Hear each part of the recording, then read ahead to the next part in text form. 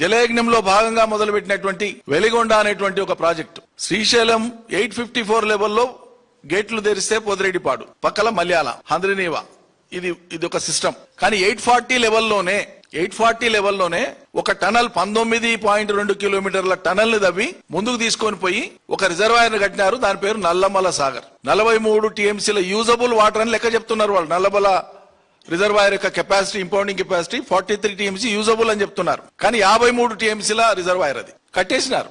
Tunnels అయిపోయినాయి. ఇప్పుడు ఆ వెలిగొండ ప్రాజెక్టుకు సంబంధించినటువంటి ఏం లేదు. టనల్ కాడ ఉండేటువంటి అప్రోచ్ కెనాల్, టనల్ అక్కడ ఉండేటువంటి గేట్లను తెరిస్తే చాలు శ్రీశైలం నీళ్లు. 854 పొదిరెడ్డిపాడు అయిపోగానే 854 కు డౌన్ అయింది శ్రీశైలం అంటే 840లో ఉండేటువంటి వెలిగొండ రిజర్వాయర్ ద్వారా నీళ్లు తీసేస్తారు.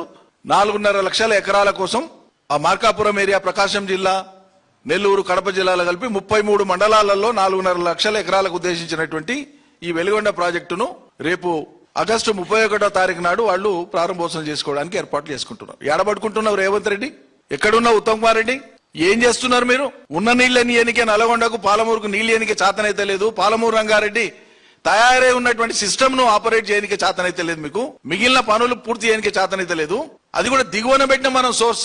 వాళ్ళకి 840, 854 వచ్చే కంటే ముందే 802లో ఉండేటువంటి సిస్టమ్ ను వాడుకునేటువంటి తెలివిలేని, చేతగాని, అసమర్థ ప్రభుత్వం ఇది. అసమర్థ ముఖ్యమంత్రి, అసమర్థ సాగునీటి మంత్రి. జిల్లా మంత్రులకు సోగే లేదు, అవగాహనే లేదు ఈ విషయాల మీద. బొత్తిగా సోగిలేదు. ఈ సింగారానికంట ఇక పోయిండో లేదో తెలియదు కానీ మా జిల్లా మంత్రి నిన్న మొన్న ప్రకటన చూసిన శ్రీశైలం కాడికి పోయి ధర్నా చేస్తారట. మీరు చేయాల్సిందేంది ఒక ప్రభుత్వంగా? ఆంధ్రప్రదేశ్ ప్రభుత్వం యొక్క ఆగడాల మీద కేంద్ర జలశక్తి దగ్గరనో, కృష్ణా వాటర్ బోర్డు మేనేజ్మెంట్ దగ్గరనో చట్టపరంగా అవసరమైతేనో మీరు ఆందోళన చేయాలి కదా, మీ ప్రొటెస్ట్ రికార్డ్ చేయాలి కదా, మీ డిసెంట్ రికార్డ్ చేయాలి కదా. ఇది చేయకుండా శ్రీశైలం డ్యామ్ కాడికి పోయి ప్రభుత్వంలో ఉండేటువంటి మంత్రి పోయి అక్కడ ధర్నా చేస్తాడు. పిల్లని సంఖ్యలో పెట్టుకుని ఊరంతా దేవులాడేట వెనకటికి ఇవ్వడం. శ్రీశైలం నీళ్లు నీ దగ్గర ఉన్నాయిరా నాయన, వాడమంటే వాడడానికి చేతనే తెలియదు. కానీ వాళ్ళు కట్టిన ప్రాజెక్టులు, ఇప్పుడు ఇంకా కట్టడానికి పూనుకున్న ప్రాజెక్టులు, పూర్తి చేయడానికి పూనుకున్న ప్రాజెక్టులు ఇవన్నీ కూడా ఏ అనుమతులు లేనివి, డీటీ కేటాయింపులు లేనివి.